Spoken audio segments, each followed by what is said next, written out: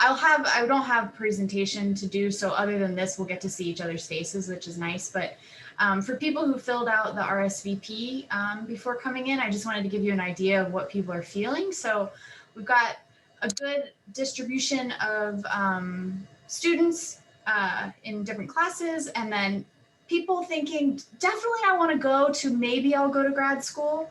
And then a lot of difference in understanding how to attend grad school. And I think that's very normal for you guys at this stage in the game. Being like, I don't really know how this works, to, yeah, I think I get it. So that's kind of why we're here today. So we have 3 panelists who are recent alumni of Purchase College Environmental Studies, and they're going to answer questions. So I'm going to try to stay out of it as much as possible, just because I think this is the time for you to hear from the student perspective. But are you guys all ready to go? Are we good? Okay, so I'll just start with having the panelists kind of introduce themselves. So I'm asking them when you graduated, what your degree was in, where are you now, what your ultimate plans for a job are, how did you choose this field, and what do you think was helpful from your time at Purchase? And then we'll go through some questions that I came up with for everybody. So Georgie, you're first on my list. Do you want to go first? Yeah, sure. Excuse me if I have doo-doo brain. I just got back from my lab 10 minutes ago. So my name is Georgie. I graduated in 2019 in the Environmental Studies department. I also had a minor in biology. What else did you want me to add? Where are you now? I'm at Queens College and for my master's degree, and my thesis is basically on City College's campus. So I'm CUNY broadly, essentially. And yes. Do you have any plans for a job or future career goals? Yeah, I completely plan to go on to my PhD. Being a professor is the end goal, really. So I'm an adjunct now, but hopefully after I get my PhD, tenured would be preferable. Yay. Okay. I mean, that's just yay because that's what I did. But anyway, do you have anything before we get into more questions about what you think was helpful from your time at Purchase in your master's now? Yeah, my senior project. Essentially, I realized that a lot of the other undergraduate programs didn't have senior projects, so not many people came into it and understanding how to write a formal thesis. And if you go into a master's or a PhD, you're going to want to know how to write a formal thesis. Okay, great. That's a great introduction. Veronica, you're next on my screen. You want to go? Hi, everyone. I graduated in December 2019 from the Environmental Studies program, and I had a minor in biology. I am currently at Utah State, where I am studying the spatial distribution of pronghorn. And I just learned what pronghorn were in May, so that was exciting. In the state, they don't actually know if migration is still occurring because of anthropogenic effects, so I am looking at that.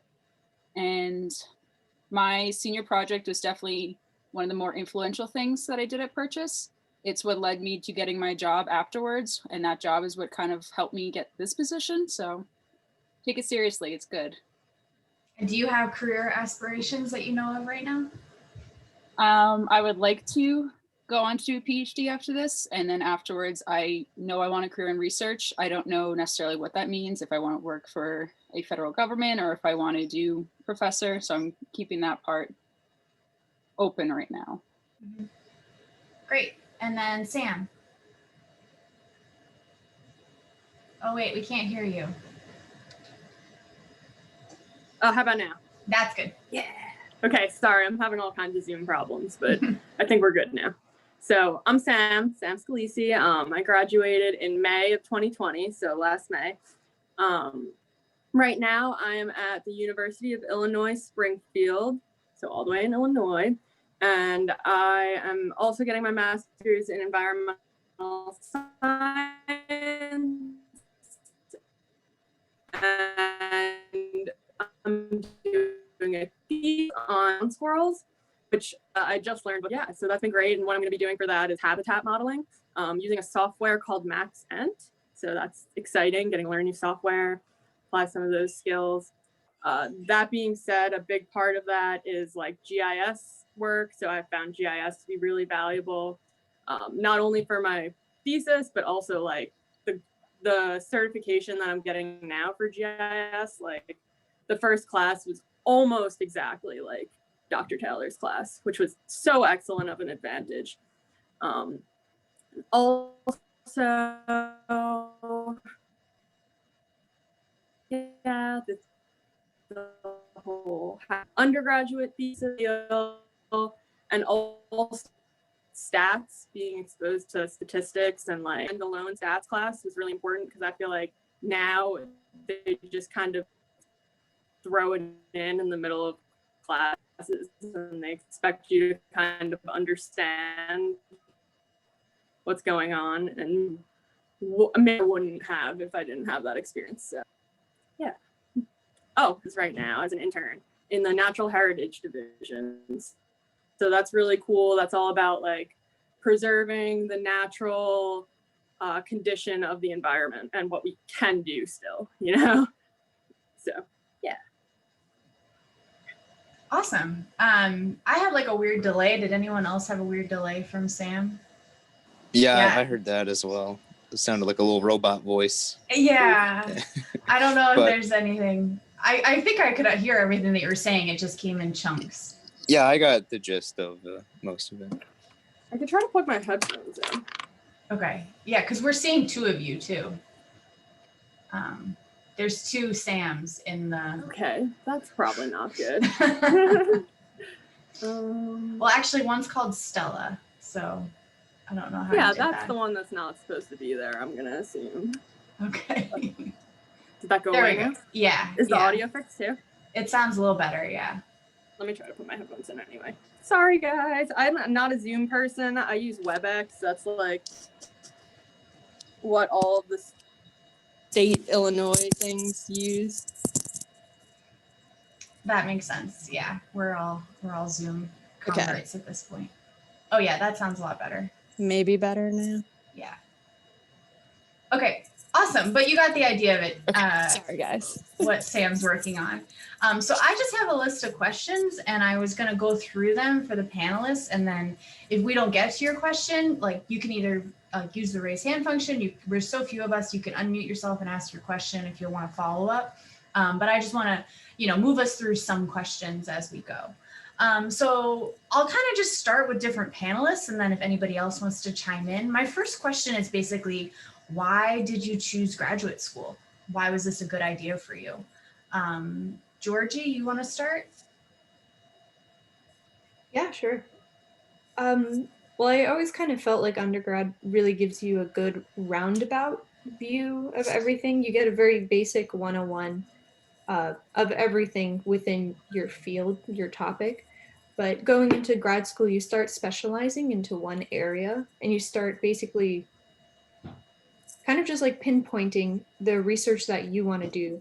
So I did my senior project broadly on marine, but now I'm working specifically with harmful algal blooms and secondary bacterial blooms. So I kind of sort of moved into oceanography and biogeochemistry, which I don't think would have happened just naturally without going into grad school and getting that specialized kind of lab research and all the field research I'm doing now. That kind of specialization and getting into what you're really passionate about, I think is the next step after undergrad, if that's what you want to do. Yeah, Sam or Veronica, got anything to add to that? Why you chose grad school? Yeah, I have always kind of known I wanted to go into grad school since like sophomore year of undergrad. But after I graduated and I started working down in Florida, I kind of realized that one, I wanted to learn more about spatial and movement ecology, which is something that I'm interested in, and that's what I'm studying now. But also that in the real world, you don't have somebody that's always kind of available to go through things with you and advise you and kind of quote unquote hold your hand a little bit through it. So like that learning aspect really took a dive after I left undergrad, because it was mostly me trying to teach myself. And I realized I wasn't at a place where I wanted to do that. And I really wanted to go back to grad school at that point. So that's when I started applying and kind of figuring out what program I wanted to get into. And I landed in the perfect kind of situation for me. So. Sam, what about you? Yeah, so for me, grad school was just like basically, sorry. So I also shared that like desire to continue learning, and I was looking for any option that would allow me to continue to learn as much as possible. And so I wasn't like set on grad school when I was doing it. It was just one of the various types of opportunities that are out there, but it's definitely a really great selection of opportunities for people starting out in this field. And yeah, so it was kind of like, why not try to go to grad school? Yeah, that's great. Okay, so now, is the application process easier, the same, or harder than applying for undergrad? Sam, you did it most recently. You want to, or no, I guess you and Veronica both did, but Sam, go ahead, answer that one.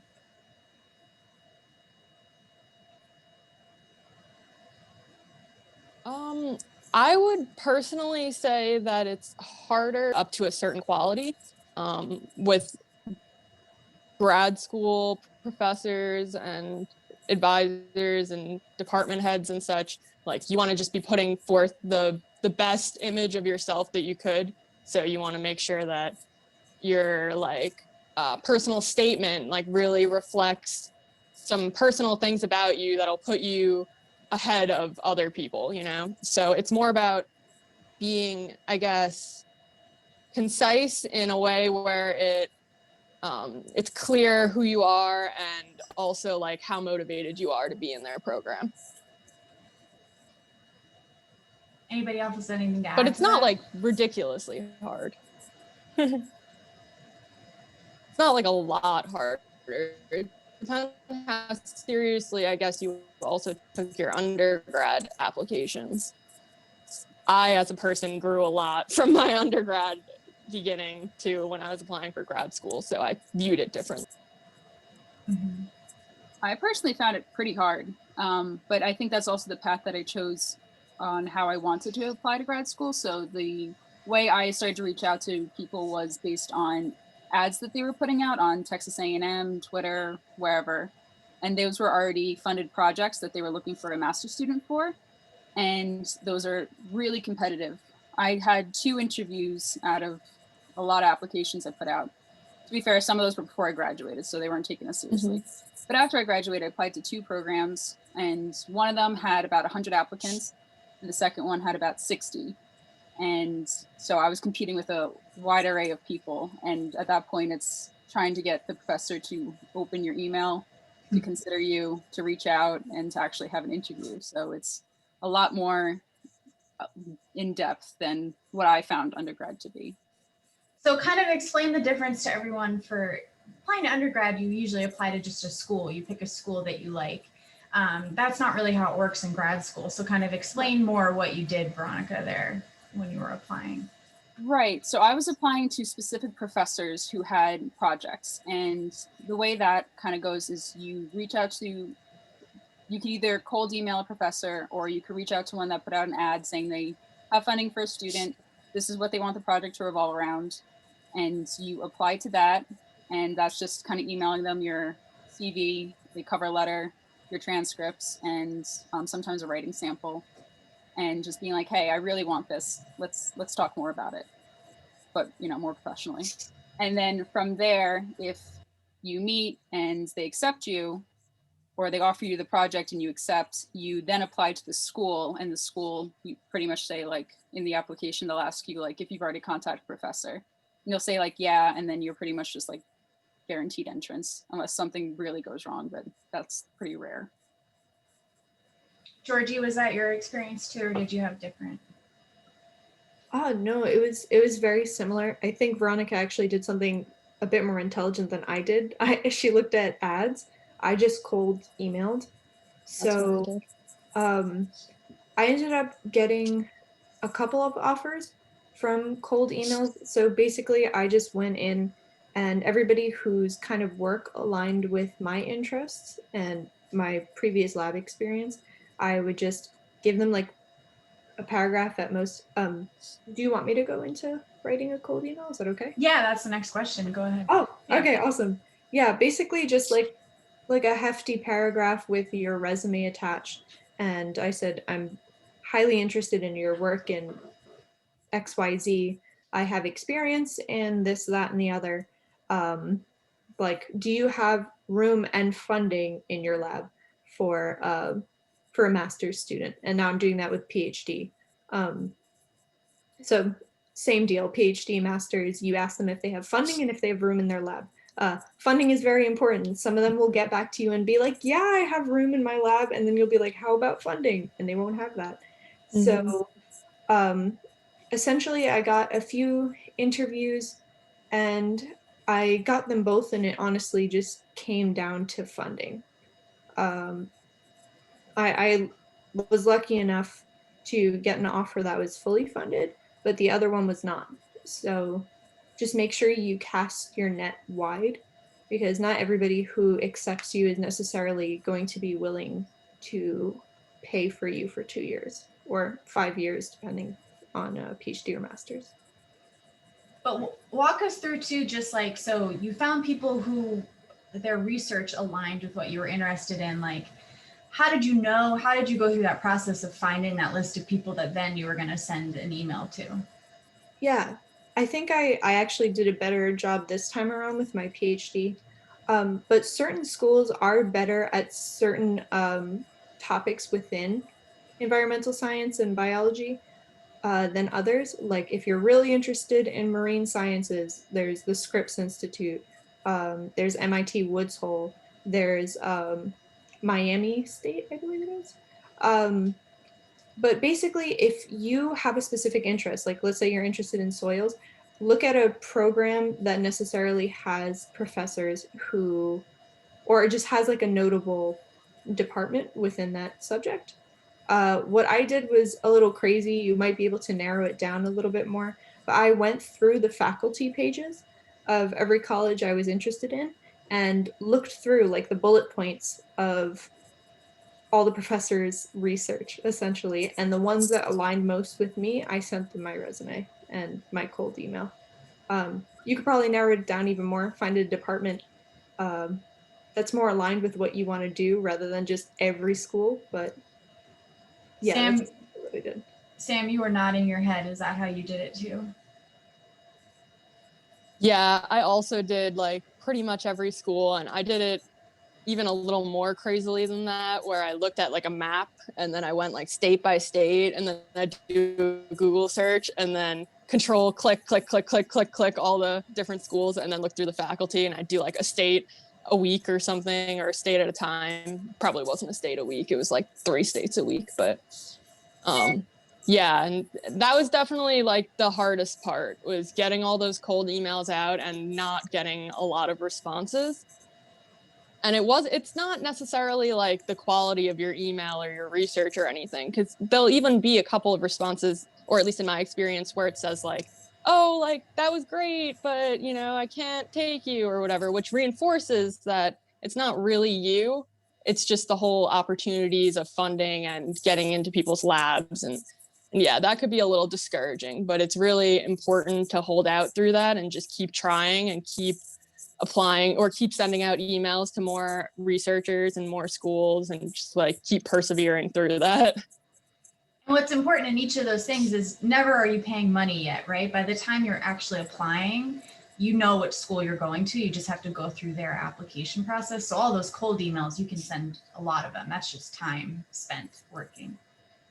And they're all pretty similar too. You start with like the same one and then kind of interweave all your interests that will align with this specific researcher. What I found super helpful too, besides just looking at like the school, because I wasn't very concerned with where the school was or what the even program was. I was concerned who I wanted to learn from. And that was actually advice that Kramer gave us in junior sem, to like read papers and email people based on like the papers. So I would find somebody that I liked, and I would look to see, you know, who their PhD advisor was, what the papers they were putting out, and what their training looked like, to kind of determine what I wanted my training to look like and who I wanted to receive that from. So that was really helpful too. So what is a cover letter and when would you use that? So we kind of covered what a cold email was. What's a cover letter? I guess Veronica, do you want to go? Sure. My cover letter basically was why I wanted to work with the person, why I liked the project that they were putting out, and what I thought I could bring to it. So I talked a little bit about my experience. I emphasized things that they mentioned in their proposal, mainly our experience in GIS, because those were the programs I was applying to. And then I kind of ended with, you know, what I want from like my future goals. So I mentioned that I want to pursue to get a PhD and I want to work in research. And that is helpful just to kind of like lay out what you expect, because some people are super like academic focused and aren't really good if you want to like end up working in a state agency or if you want to go do boots on the ground work. But vice versa, some people are really good for that if like those are the goals. So it's pretty much like, yeah, the cover letter is just like introducing yourself in like a dating profile more professionally and trying to hope that someone's what they're expecting aligns with what you're looking for. I think it's the best way I could kind of put it. Anything else to add for that? It's like pretty similar in my opinion to like a regular cover letter when you apply for a job, you know. It's you can kind of think of the whole, and Dr. Taylor told me this a bunch of times, you can think of the whole grad school experience as your first job in the field. So for that position. Yeah, that's a good, so I'm going to skip ahead to the question that was how to not pay for grad school and why it's important to not pay for it. So that's kind of key. And we've been skirting around that. Everyone's been talking about how they got their positions. But let's just go through and see like Georgie, starting with you, like how are you paying for your grad school? So I'm funded off of a research grant. And there's kind of like two ways that you can go about it, like get your own research grant and bring it into a lab, or your thesis advisor, the person who hires you, has a grant. So my boss currently has a grant for a master's student for 2 years. So part of the deal is she pays for the majority of my tuition. And then sometimes, which is like a research assistantship, I work. A bunch of money goes towards my tuition. And I also teach for the school. That covers the rest. So sometimes they'll basically give you like a breakdown on how you can fund yourself. So essentially I'm funded off of a grant, so a research assistantship and a TA position. So you can either get one or the other, both help you pay. I got both and I got lucky. But yeah, essentially you can get funded by your boss or by the school itself. Veronica, what about you? How does yours work? So I'm also funded through a research assistantship. My advisor wrote a proposal to the State Division of Wildlife Resources, and that's where he got his funding from. And that funding is paying for my tuition and then a living stipend, which is not a ton of money, but enough for me to afford a place to live, food, and health insurance they pay for. My school in particular doesn't offer TA ships as part of a funding thing, so that's something to also kind of look at. Some schools will offer a grant with the stipulation that you have to do a teaching assistantship, which is where you would teach a class or whatnot. I don't have to do that, so I just have my RE ship for the next 2 years. But that's like, mine's a hard deadline of 2 years. Some have a little bit more leeway. But basically you're just working for them but you're getting your degree while you're doing it. You're going to complete this project. So that's why they're saying it's like your first job, right? Because you're not paying tuition anymore. They're paying you to do this work. Yeah, I take classes and then my deliverables are a project and something for the state for them to kind of look at what Pronghorn are doing. So it is pretty much like a job and I don't have to pay tuition, which is very nice. Sam, is it the same for you? Yeah, so my position is a little bit different. It's through my funding, rather. It's through an internship program. So I don't know of any other schools that have this offhand, but I'm sure like, you know, select schools do have select programs. Like that's something to look out for. And so it's an internship where the students get sent to all different agencies depending on what their field is. I'm at Department of Natural Resources, and we work 20 hours a week during the school year, 40 hours a week during the summer, and we get a tuition waivers for all of our credits and some professional development money, actually, so that's great. And also the living stipend, like Veronica said. Yeah, so definitely look out for like specialized programs that your desired schools have, because they're like typically like really proud of those programs and try to send them out and put people in them. So Did any of you look at programs that you would have had to pay for? The other school that I got into was Western Colorado, and they were a brand new MS program. They only had been around for a year before I applied, and the program, not the school. And yeah, they didn't have any funding, and it was a little disappointing because it was really cool. So Yeah, I usually, the thing is you will find programs where you can pay to go to school. I just discourage people not to go that route because taking out loans for grad school never seems like a smart idea to me, because like at least in the environmental field, we're not going to make enough money to pay off those loans. You're not going to law school or med school or something. So in general, I try to encourage people to not go to any of those schools where you're paying out of pocket. So not only should you be not paying your tuition, you should be getting paid something to be there, or at least paid someone paying to do let you do your research, right? That kind of leads into what is the NSF GRFP? I feel like Georgie might be the best one to answer that, since I know you're going through that process. Yeah, sure. So the NSF GRFP is essentially a grant that you can receive personally, like not through your boss or your thesis advisor. The stipulations are basically you have to be either an undergrad or no more than your first year, completed your first year of grad school. So if you're in your second year of grad school, you can't complete it. So I kind of just now made the cutoff. You can only apply to it once. You essentially write a grant proposal yourself on a research project that you would like to do, and that you have to include a personal statement and so on. So it's pretty much two essays, one about the research you want to do, what you're interested in. You really have to formulate your own good, not just be like I'm generally interested in this field. No, say like I have a research plan. This is what I want the money for. This is what I'm going to use it for. Here's my hypothesis. And you basically you compete. It's competitive. I put mine in. I have no idea if I'm going to get it, but it's really, really great because not only do they fund your research, so whatever research you want to do, they give you a stipend yourself. So you can fully fund yourself for, I believe it's like up to 5 years. So it even covers a PhD if you want it.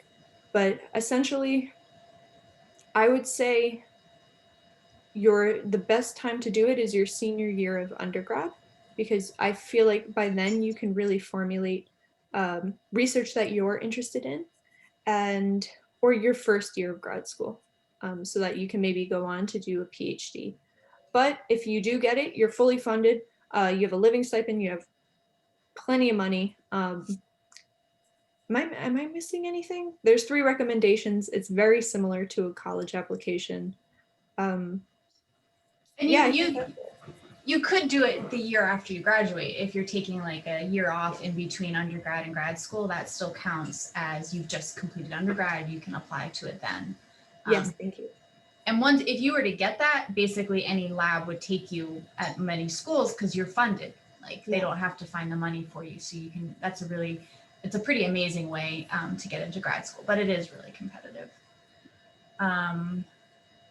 I guess that's kind of like, what's the difference between going straight to a PhD or getting a master's first? You guys are all in master's programs, but have talked about maybe wanting to do a PhD.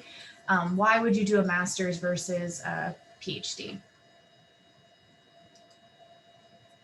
I guess, Veronica, you want to go? I'm very happy I did not go straight into a PhD program. One, this field is a little, if you want to do like a biology PhD, it's a little easier to get into just a PhD program straight away. But in the ecology field, it's difficult. A lot of people want you to have prior experience. They want you to have a master's. Being a grad student is a completely different thing than being an undergrad. That is the biggest thing I'm taking away from my first semester as a grad student, is that it's a whole different way of thinking. It's a whole different level of expectation. It's very different what you're expected to do and how you're expected to do things. And so the master's program, I think, is a really nice stepping stone to a PhD, because it's also recognized that you're at a certain level and you need a little bit more help than a PhD, whereas they're kind of sent on their own a little bit more.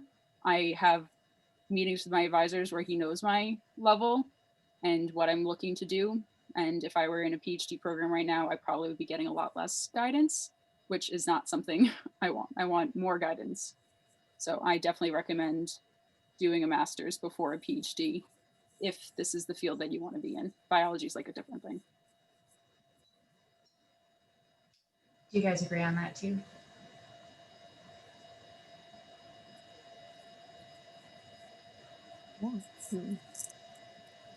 I mean, I think also it's important to know that like you can get a master's can be your the end degree that you get, and you can get lots of cool jobs with a master's that you can't get just with an undergrad degree. So that's the other reason to do a master's, is like you might be done by the end of that. Like you might be done at the end of undergrad, you might be done at the end of your master's, or you might continue on for a PhD. But jumping in straight to the PhD can be like a lot if you're not quite sure what you're getting into in the first place. So like Georgie, you want to continue on, why are you continuing on? So the career path that like I'm pretty set on requires a PhD. Not every career path requires it in the science field. With a master's degree, you can be a lab tech pretty much anywhere. I'm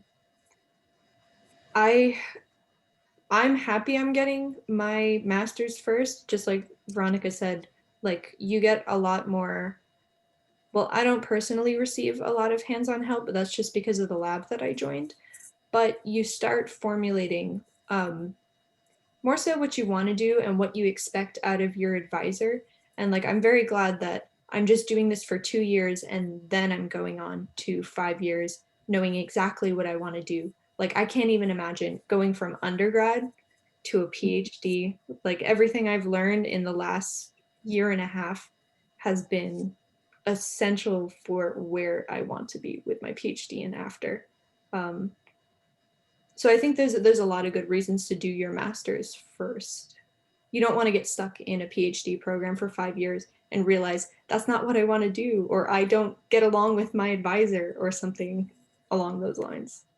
Yeah, and you also don't want to get like too much experience. Like a lot of positions, if you have a PhD and they're only looking for a master's, they don't want to pay you. And coming from somewhere where I was in the federal system before this, I knew a lot of people that had their masters, they made really good money, they did what they wanted to do, and they also didn't have to like write grants, and they didn't have to have these expectations that a PhD has. So like a master's is perfectly fine for a lot of different jobs. I personally want a PhD for similar reasons to Georgie, but there's people that master's is their terminal degree and there's absolutely nothing wrong with it, and they're paid very well for what they do. Sam, same? Yeah, I would say so. I mean, I don't exactly know what I'm going to do at the end of my master's degree. I'm probably not going to go on to get a PhD, I would think, but that's also what I said about getting a master's, so who knows. But yeah, I have been thinking about it, and if I did want to go the academia route or go the hard research route, that would be something that I would be considering, but not sure yet. Okay, how about Sam? What is the GRE and when did you take it? That's a good question. I took it really late. I think it was, well, I shouldn't even say really late, because the whole time I was applying to grad school, I had it in my head that I was applying so late in the game and all these people were ahead of me, and that really wasn't the case. It was a little bit, but not as much as I thought. I took it in October, I think, which is pretty late, I believe. I'm not 100% sure now. Maybe pass on this one. I'll come back. Yeah, I mean, so It was a mess. When I took it, it was like very quick because I didn't know that I was going to be applying for grad schools, and you have to kind of get your applications in before a certain time, or else, you know, there's not many schools that'll take them. So I kind of just went for it. That being said, I only studied for, not that I'm recommending this, I only studied for like a week and I survived. So yeah, so what is it exactly? What is this GRE? it's like a exam that you have to take. It's very similar to an SAT. And it when I took it, it was all online. I think it always is, like on a system computer rather, not online. You go into a testing facility and you use their computers and take your GRE. Not sure how it is right now, but yeah, and it's definitely a long test. Like the SAT is super long too. Not quite as long if I remember correctly though. Yeah, Veronica, I know you have opinions about this. So what do you think? GRE. If somebody doesn't take you because your GRE scores, you don't want to work with them. I didn't do great on my GRE. I also took it like very spur of the moment. I was like, oh, I'll take this test in 10 days. That's not a problem. First of all, if you're going to pay the money to take it, spend months studying because it was a huge problem. I did not do well. And my current advisor actually talked to one of my references who also hates the GRE. And he was like, oh, well, she has a great GPA, but the GRE scores don't match. And because she vouched for me, he didn't care and ended up taking me anyway. It doesn't matter for your performance. I'm mad that I paid the money.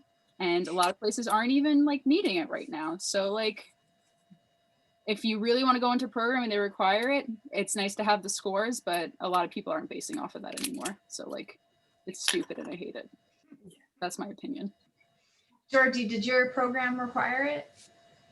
They did, but now that I'm going through my PhD applications, 3 out of 4 of the schools completely voided it. Specifically because it's highly classist. It's really, really expensive to take, and the books to study for it are really, really expensive, and people just don't have the money right now because of COVID. So most schools are kind of either voiding it, like you're not submitting it at all, or the ones that are taking it are giving it less of a priority on the list. So definitely check before, like the schools that you're applying to, check beforehand so that you don't end up spending 200 whatever dollars and then what is it, like 75 to send to each school. Yeah, that's the ridiculous part. Yeah, it's Whatever. ridiculous. So definitely check if your school's voided that before taking it. This But could yeah, be like a Veronica said, nice, study for it if you have to. it could be a side effect of COVID. The rumblings of this have been happening forever, that GREs don't predict performance in grad school. It's kind of not sure why we were still making, it's just a standardized test. It's like the same as the SAT in that way. So I think they might be taking it down more and more, that they don't want you to take it. But it sounds like everyone did take it right before they were applying anyway. So like, because when I did it like a year earlier. But if you guys are all just taking it right before you start doing your applications, it's almost like you can know a little bit where you're going to apply if they require it before you have to sign up and pay for the test. So that kind of plays into like, can you guys comment on what are the deadlines for admission? How much money do you think like this all costs in the end? Like how many places did you end up applying to?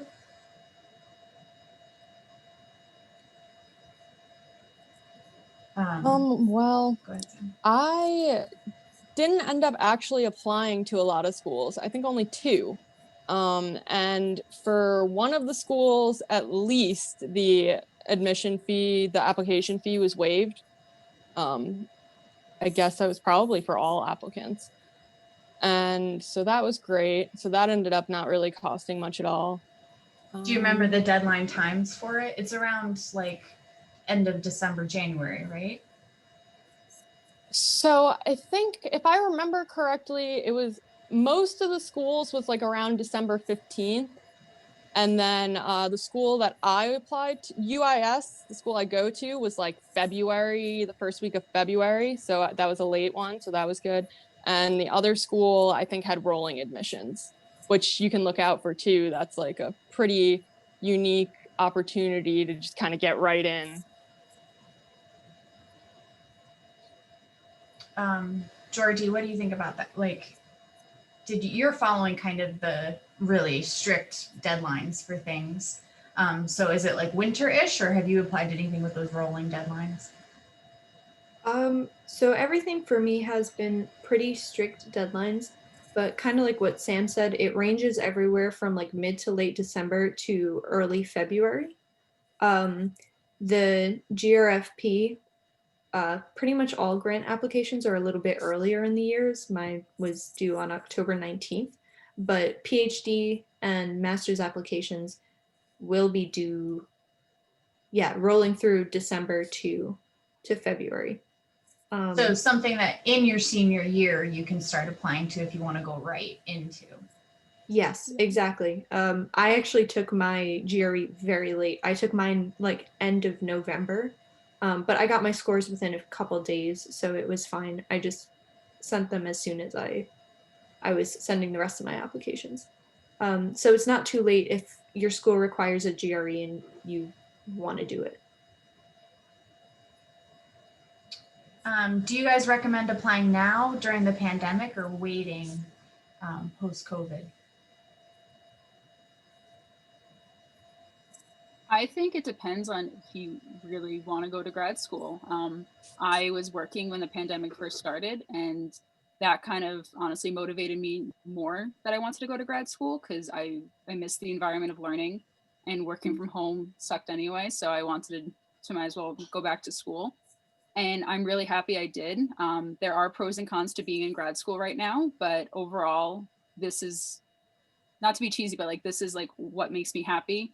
And if that's what's going to make you happy to be in an environment where you're learning, surrounded by other people in the same kind of boat, I'd say do it. The one-on-one interaction doesn't exist, but I don't feel like I'm suffering because of it. I think that my advisor is really personable and makes sure that everyone's okay. And I think that kind of comes back to working with someone that you like, work with someone that you get along with. But if you're more of somebody that needs like that one-on-one interaction, that social stuff, I maybe put it off, but I think it really just depends on like what you're looking for right now. And it took you were applying when you were here for your senior year and didn't get into anything and had to kind of work for a while and then go back. So that's a really normal progression for people. It's almost like it takes a few tries to find the lab and the place that has funding. So like it's almost good to think about it early, start looking at all these things, start cold emailing people, and know that maybe it's going to take you a little while to find the place that you want to go. Yeah, and don't let that be discouraging, because I am so happy those other things didn't work out because I'm in the best situation for me and the best program for me. So applying early and starting now is never a bad thing. And depending on the program, you may even be able to defer it if you're like, oh, I don't feel like this right now, maybe next year. Mm-hmm. I think I got through all my questions. Is anything coming up from everybody who's here? We can just open it up now. Does anyone have any other questions that they want clarified? I Can I do. say something? Oh, sorry. Oh yeah, go Sam. Say what you got to say. Let me just say something real quick so I don't forget about cold emails. Also, something really good about cold emails, if you do take that route, is sometimes, or even oftentimes, professors will get back to you and be like, oh, I don't have a position, but my colleague does research that sounds similar to your research. So here's their email, reach out to them. And they could be at different schools even, or could be professional connections. So that's just something that I thought of a second ago, wanted to mention. Andre, what's your question? I'm trying to ask this question in a short way. Long story short, from someone who has I've been talking to Dr. Taylor and a few other one of the professors I worked with over the summer, but typically you will not be provided a grant if you do not have the GPA to back that up, I'm assuming, correct? I mean, yes, that is correct, but there are other things in your application besides just your GPA, you know? So references are really important. Having like general passion will like get you pretty far because they are people, you know? So I'd say don't let it discourage you too much. There's programs built for different types of situations too, you know? Yeah, I have a question. Oh, well, sorry.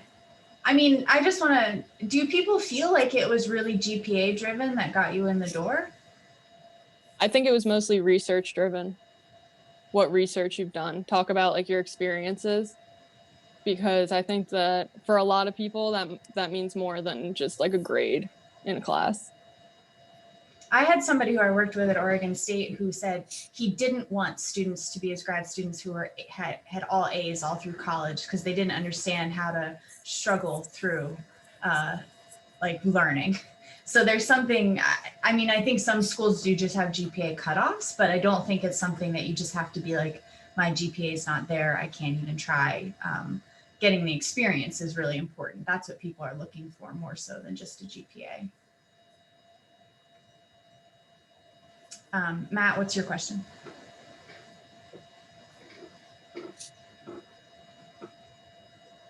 Okay, sorry. Okay, my question was, so Veronica had mentioned Texas A&M as a good place to look for assistantships. I was wondering if there were other recommendations as to where to look and how to look. Also, I've kind of been out of like the academic setting for a while, so I kind of feel like I'm a little bit rusty on like writing like applications and that sort of thing. So I was wondering if you guys had any resources for that, as well as, you know, the other places to look for opportunities. My position was actually originally posted on Twitter. So like Twitter's a really good one, like science Twitter. What else is there? As far as resources, I just asked for people's kind of cover letters and helped to read through that. Taylor honestly gave me some really good cover letter advice some time ago, and that was helpful. So he's a good resource. Yeah, I put a link to Ecolog that George also talked about. So like Texas A&M has one job board, and then Ecology, like the Ecological Society of America, has a like listserv. That one has a whole bunch of stuff on it, but it also has job postings for when things are available.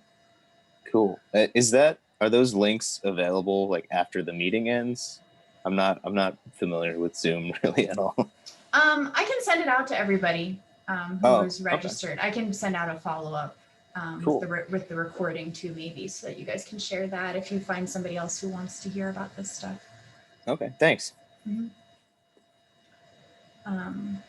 Yeah, I think that's the hardest part, is figuring out how you get in there. So like some of like looking at those job boards and stuff are really important, but it sounds like other people just looked at people, you know, and tried to find people that they wanted to work with. Any other sites? Sorry. No, go ahead. Sites of people were actually really helpful too, like lab websites. If you're like, oh, hey, Rob Fletcher at UF sounds cool, let me look into him. Oh, he has a whole section right here on like what he wants from cover letters, or the kind of student that he wants, or the kind of advisor that he is. So those things are really helpful too, just kind of perusing people's Weebly's or whatever they have. Sometimes they have sources on there about what they're looking for. Mm-hmm. Any other questions for the group? This is when you have their ear, if you have any like questions that you think are silly or stupid. I guess I have one more.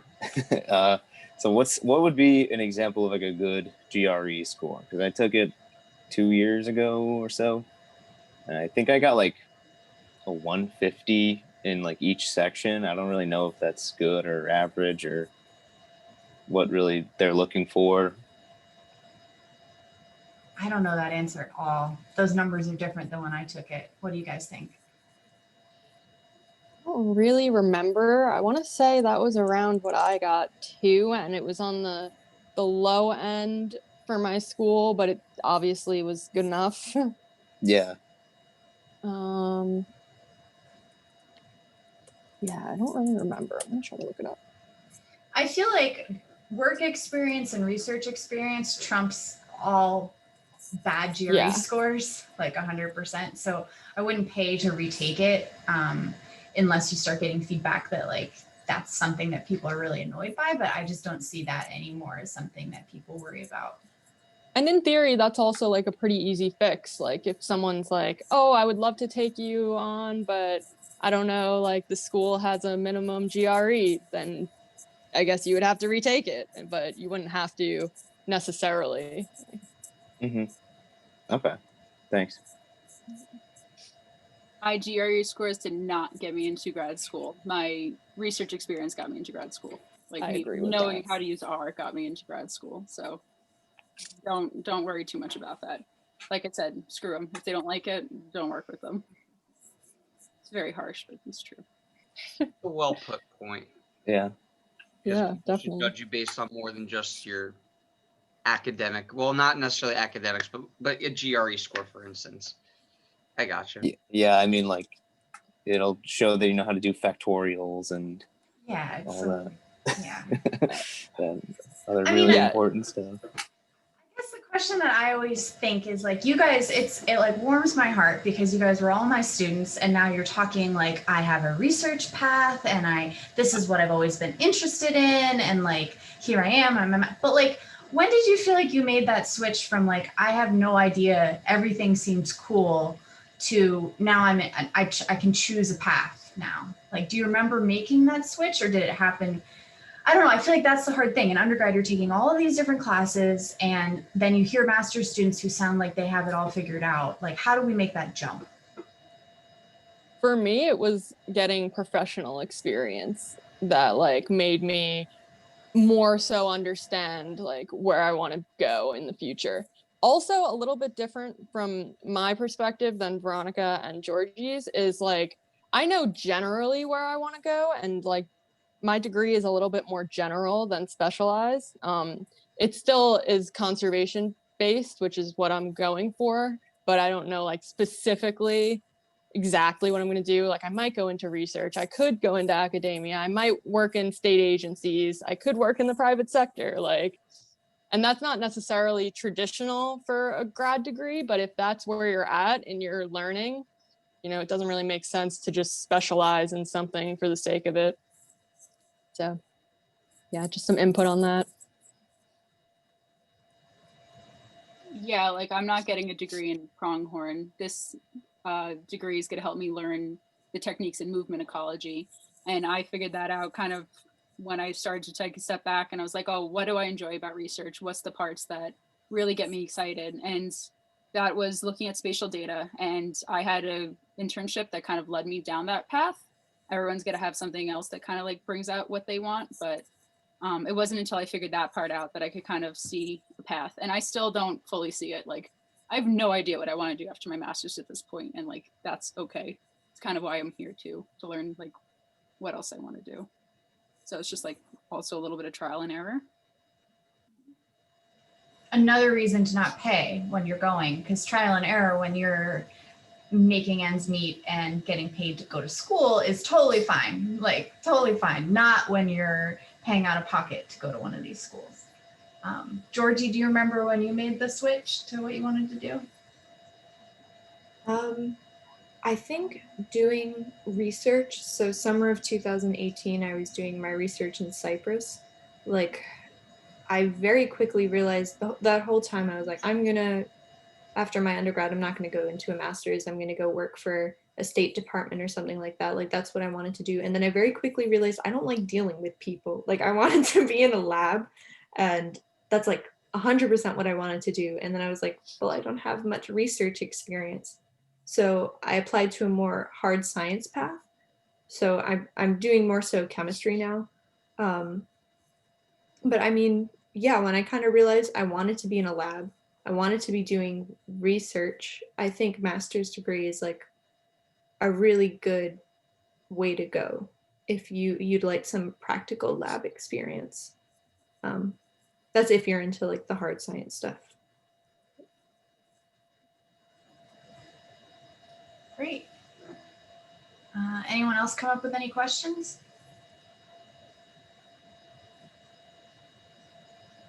Dr. Kramer. My question to the group, to the panel is, what do you find to be the most challenging part of this first semester or first year in graduate school?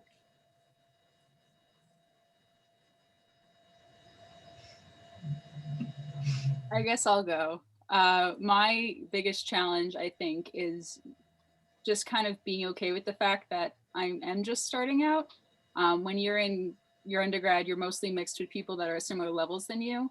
I'm in classes with second-year masters, third-year PhD students, and that is pretty intimidating, in all honesty. So like just kind of being okay with realizing it's a learning process and people are going to be better than you, and use that as a tool and not something that kind of hinders you. That's been my biggest thing. So like mental health in grad school is real, and coming kind of knowing that and like digesting and being okay with it will help you be even more successful and not sad, which sometimes happens, but what are you going to do? So something that I've found to be difficult throughout this experience, like starting out grad school during COVID and such, is like not having personal connections with my professors. Like at Purchase, you know, we knew all of our professors so well, they knew me so well. If I submitted an assignment, I'm not concerned about every little word because my professors know that I'm not an idiot already, you know? So I feel like it's a little bit stressful not knowing our teachers, and kind of, because all of my classes are online too. I don't know if I mentioned that. So it's been very like not personal compared to my Purchase experience, but I'm learning to kind of navigate that better and get better at communicating via email and, you know, whatever their online discussion board is. And yeah, and that's definitely an adjustment from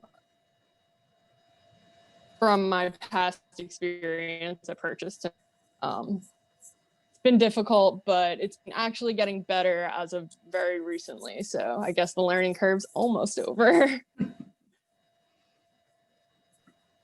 So I'm in my second year of grad school. So I kind of got both. I got the in-person experience and the online experience. So of course the online experience is completely different. But I think I overwhelmed myself. I don't think you guys should do what I did. I have 2 adjunct contracts. I work in the lab from like 9 a.m. to 6 p.m. at night. And I'm taking like way too many credits. So just don't overwhelm yourself like I did. Like this mostly comes down to just a situation that I'm in with my current advisor who's very hardcore. But yeah, just don't overdo it. Yeah, I mean, I think I can see that, like, also at Purchase, we're this little close-knit community, and everyone does kind of know each other. So it is shocking to realize that, like, our whole goal is to make you guys prepared enough that then you can survive out there in a harder program, but you're going to feel kind of crappy for a little bit during it, because like you came from a very small program where everybody was just like, do the best you can, we love you, you know, to real grad school, which is just like a little bit more cutthroat. Like, I have another question. So are the classes that you're taking, are they like reflective of like the lab work that you're doing at all, or are they just kind of general, like towards your degree?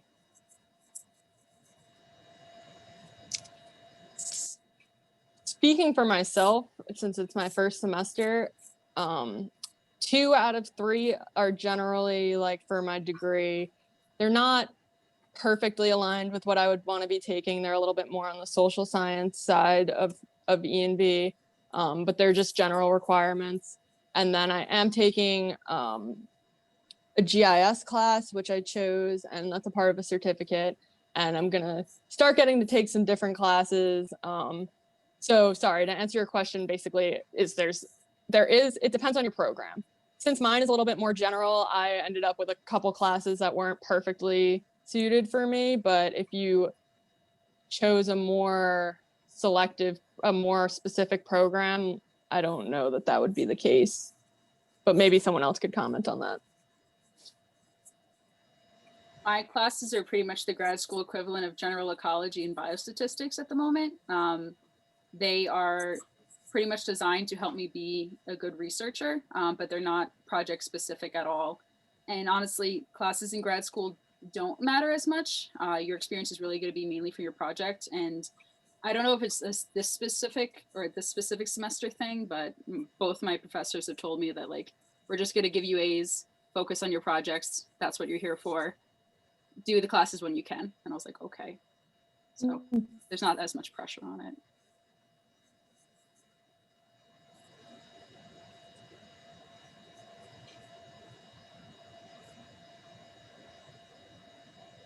All right, any other questions? Yeah. One question I had, and I think Georgie brought this up.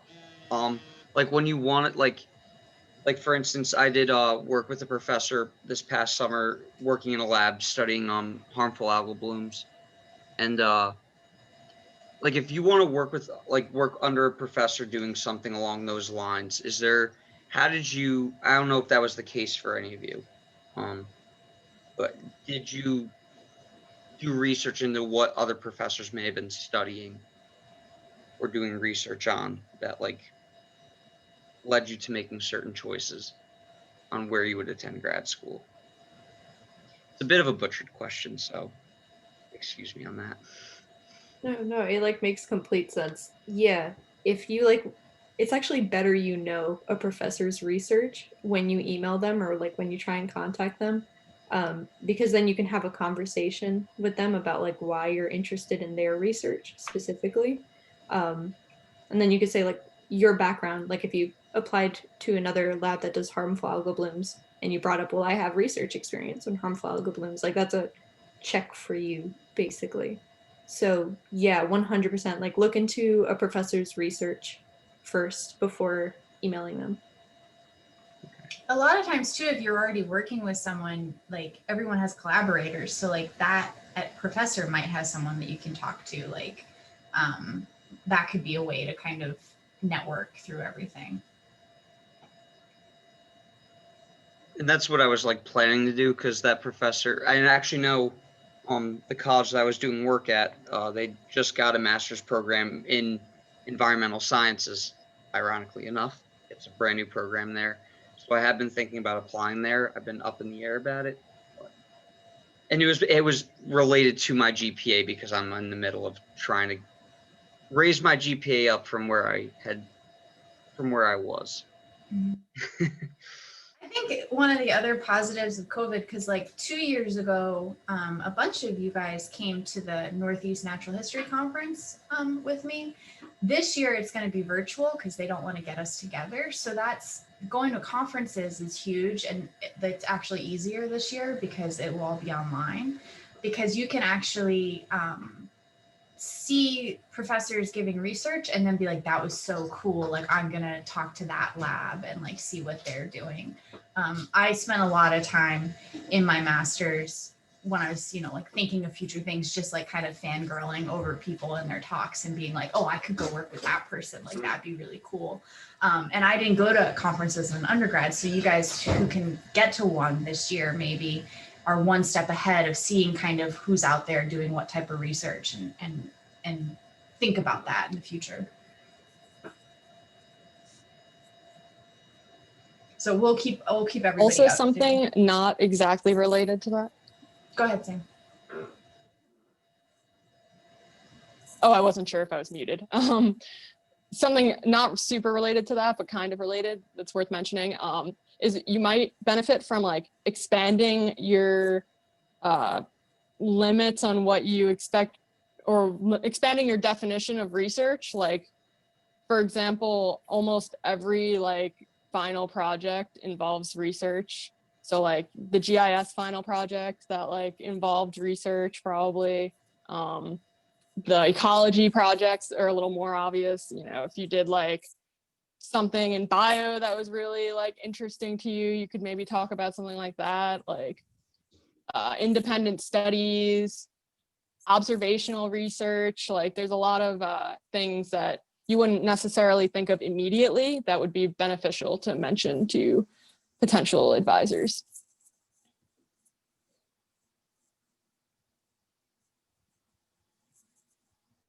Cool. Any other questions? All right. I mean, I don't mind sticking around, but I'm going to stop recording now.